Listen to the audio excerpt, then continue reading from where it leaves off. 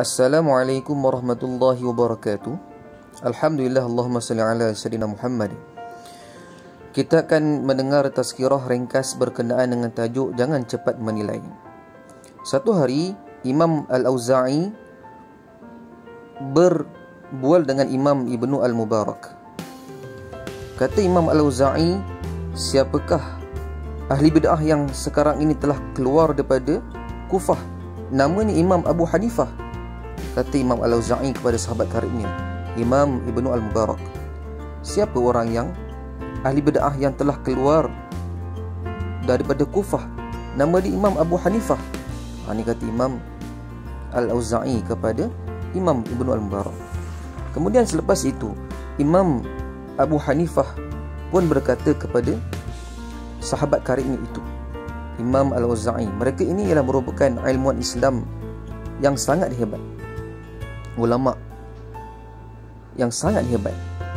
Kita akan lihat bagaimana Imam Ibnu Al-Mubarak ini memberikan nasihat kepada sahabat karibnya, Imam Al-Auza'i, seorang tokoh fiqh yang terkemuka sehingga mempunyai mazhabnya sendiri. Kemudian Imam Ibnu Al-Mubarak ini telah mengeluarkan beberapa fatwa-fatwa yang sangat hebat.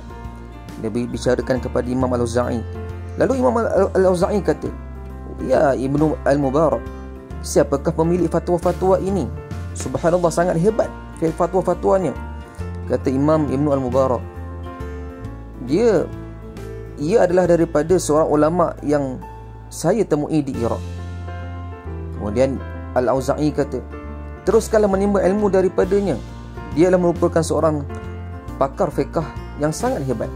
Lalu kata Imam Ibnu Al-Mubarak, ulama itu bernama Abu Hanifah. Mendengar nama tersebut, Imam Al-Auza'i matanya terbuka, dan rupa-rupanya Imam Abu Hanifah yang selama ini dibencinya kerana mendapat berita yang tidak sahih. Lalu kata Imam Al-Auza'i, aku iri hati dengan keluasan ilmu dan kecerdasan lelaki tersebut. Besarnya jiwa para imam yang kita sebutkan kisah-kisah mereka tadi. Mengaku kesalahan dan bertaubat Imam Al-Auza'i. Dan kedua dan ketiga, bijak menasihati peranan seorang sahabat. Hebatnya seorang ulama yang bernama Imam Ibnu Al-Mubarak. Dalam sebuah hadis Nabi Muhammad SAW, dalam riwayat Tirmizi daripada Sahal bin Sa'ad, Nabi Muhammad SAW bersabda yang bermaksud, sikap bertenang itu adalah daripada Allah dan sikap tergesa-gesa adalah daripada syaitan. Natijah ataupun kesan apabila kita ini tergesa-gesa menyebabkan kita ini mudah menuduh, kita mengumpat, menfitnah. Akhirnya apa yang kita perolehi? Dosa. Hati kita suka berdendam, kita ini suka bermasam muka, kita suka menimbulkan permusuhan, berhasad dengki dan sebagainya.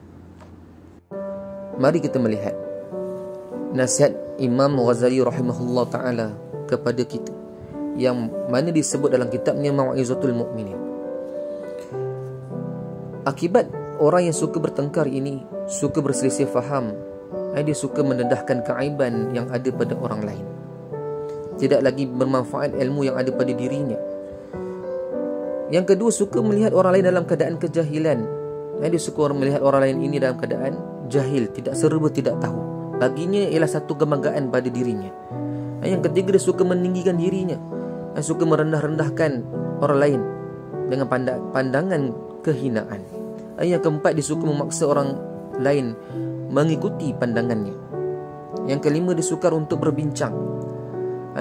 Yang keenam, dia suka menimbulkan permusuhan, tidak hirau lagi akan ukhuwah yang ditekankan oleh Allah Subhanahu Wa Taala.